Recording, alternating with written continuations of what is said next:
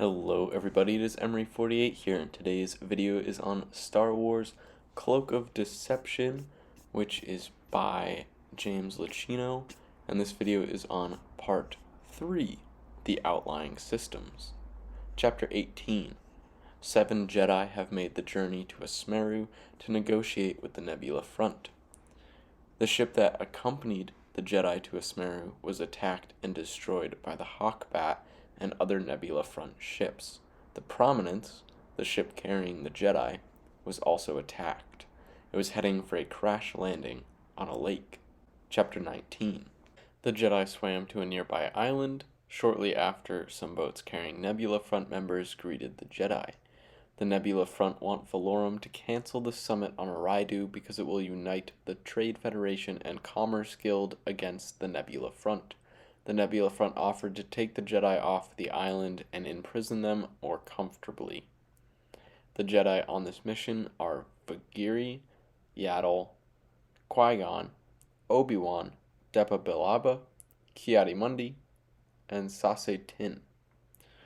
One of the bioengineered slaves, which Asmeru is full of, the flawed ones, had made it to the temple on the island the Jedi were staying in. The slave showed them a tunnel system that could take them to the main city across the lake.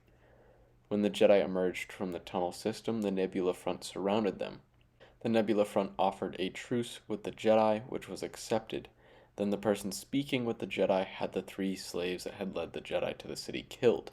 Master Tiin revoked the truce, and all 7 Jedi ignited their lightsabers. Chapter 20. Valorum met with Palpatine, Bail Antilles, and other senators to discuss the events on Asmeru. They have agreed to ask the Jedi Council how they wish to proceed, as it is 7 Jedi that are captured. The senators are unsure whether to send more forces to Asmeru, as it is out of Republic space. The Jedi and Judicials began fighting the Nebula Front on the plaza, both sides taking losses. None of the Jedi have been injured, but some of the Judicials have been wounded or killed. The Jedi Council has decided to send 10 of the 20 Jedi stationed on Eridu to Asmeru, with some more soldiers from the Judicial Department. Eridu is very close to Asmeru, which is why those Jedi and Judicials were chosen, even though it will be less security for the summit. Chapter 21. While the Jedi and Nebula Front battled, the slaves picked up whatever they could and began attacking the Nebula Front. A group of non-militant Nebula Front members also joined the fight, firing on the militant members of the Nebula Front. The militant members were heading for their starships. As the first starship took off, Republic judicial ships came into the fight. The 10 Jedi repelled to the group, finishing the fight in roughly 10 minutes. Sindar, part of the non-militant group, has informed Qui-Gon of Havak and Cole planning something on Carfedian, another Senix sector planet. The Jedi Council has ordered everyone to leave the Senix sector. Qui-Gon is going to take Obi-Wan and Sindar to Carfedian in the Hawkbat to find Cole and Havak, defying a direct order from the Jedi Council. Cole was talking with a potential candidate to add to his team, Lope, when 4 men came into the cantina, one with blaster drawn looking for Lope. When Lope killed the 4 men, Cole brought him onto the team. Rella was waiting for Cole back at the ship. She tried one more time to convince him to retire. When he told her the job and that he had to see it through, she said she was coming with him on the job. Chapter 22. Valorum has arrived on Eridu. While there, he will be staying with Sector Lieutenant Governor and acquaintance of Palpatine, Wilhuff Tarkin. Senator Taw informed Senator Antilles of the shipping company owned by Valorum's relatives, which has recently been heavily invested in, and is set to receive bonus funds if the free trade zones are taxed. Antilles, who has higher security clearance, has agreed to look into it. Chapter 23. Qui-Gon, Obi-Wan, and Sindar arrived on Carfedian in the Hawkbat. They heard from technicians who recognized the Hawkbat that Cole had left a couple hours earlier. Sindar then turned on Qui-Gon and Obi-Wan. Sindar shot Obi-Wan in the leg but died when one of his bolts ricocheted back to him. Qui-Gon and Obi-Wan are determined to get to Eridu before Cole and his crew. Qui-Gon has alerted the Jedi Council that he is headed to Eridu in the Hawkbat. Chapter 24. Rella and Cole's crew captured the customs officers who boarded their ship when they arrived on Eridu. Havak was waiting for Cole and his crew inside the customs building. Cole and Havak went off to discuss in private. Chapter 25.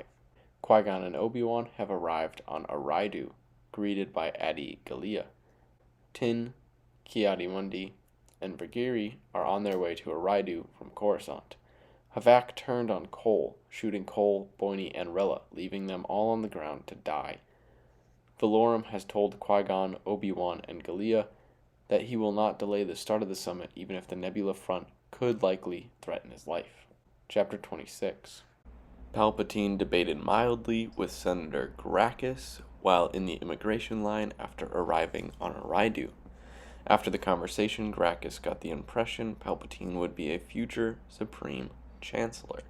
Gunray and the rest of the Trade Federation Directorate have arrived on Eridu. Chapter 27. Havak told the crew Cole had hired that his part is done and Cole has left. Havak has control of one of the droids that will be set to protect the Trade Federation. That is who he wants to kill Valorum. Everyone Cole hired is essentially a distraction or a lookout. Havak is going to be clear away from the trouble while it is happening. All the people Cole hired are skeptical. Eridu authorities received an anonymous lead to search the ship Cole had used to get to Eridu. They found the customs officers in the hold. They know Cole used the customs ship to get to the planet's surface, but have not found where on the surface he landed. Chapter 28. Cole came to. Boini had put some medical patches on both of them. Rella was the only one of the three to die. Cole and Boini found a hollow projector and part of what kept the droid packed up. They took the droid part but left the hollow projector to be found, just as Havak had. Tin and Gallia have informed Valorum that assassins have breached Eridu. Valorum does not want them to impact the summit. Qui-Gon and Obi-Wan arrived at the customs warehouse, while Eridu security were going over the crime scene. They found many fingerprints and footprints showing how many people are working on this assassination. They also found the hollow projector. Chapter 29. Eridu security has spotted Lope and other lookouts on the roof near the summit building. Qui-Gon, Obi-Wan, Vergiri, and Ki-Adi-Mundi were with Eridu security when they found the group on the roof, chasing and capturing a large number of them. Qui-Gon is certain this group of terrorists on the roof were a distraction to the real plan. Chapter 30. Cole and Boini are going to attempt to enter the summit as onlookers with a group of wounded veterans. Ta and Palpatine discussed the investments in the company owned by Valorum's relatives as Valorum entered the summit. Sidious had informed Gunray that some people would deliver an additional droid that he would bring to the summit for protection. Gunray did exactly that. The droid is standing next to him as Valorum enters the summit. Chapter 31.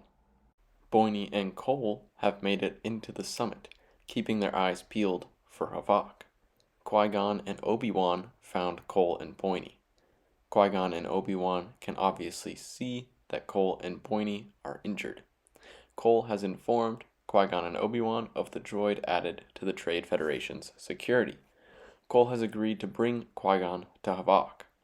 Obi-Wan is going to alert the other Jedi of the new information they have learned. Chapter 32. Obi-Wan has warned the rest of the Jedi. They have repositioned themselves to try and defend against the droids without appearing as so. Tin said the droids are inaccurate, but with 13 firing they could still pose a serious threat. Qui-Gon, Cole, and Boini found Havak and 2 of his men in a media booth. Qui-Gon easily disarmed them.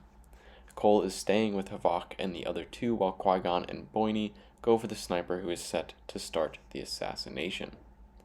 Lot Dodd and Gunray have been summoned to check on their ship as there is supposedly a security issue they need to attend to. Dodd and Gunray are leaving the summit. Chapter 33. Qui-Gon and Boyne, along with some Aridu security, found the sniper. The sniper shot Boyne in the chest and fired on Qui-Gon. Qui-Gon swung at the walkway, causing the sniper to fall. The delegates at the summit saw and screamed. Havok's true target is the Trade Federation. He has a control of the droid in the media booth. He just needed the sniper as a distraction to get the Trade Federation to turn on the force shield, protecting their booth. Cole and Havok fought, both getting shot in the scrap.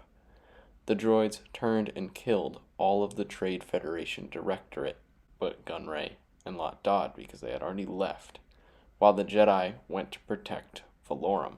All the Jedi pretty much just watched and stared in shock. There was nothing they could do because of the force shield. Now, this is the end of part 3, and a lot of stuff happened in this part. The action really unfolded.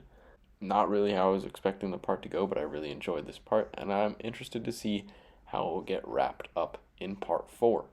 Thank you everyone so much for watching, and I hope you have a wonderful rest of your day.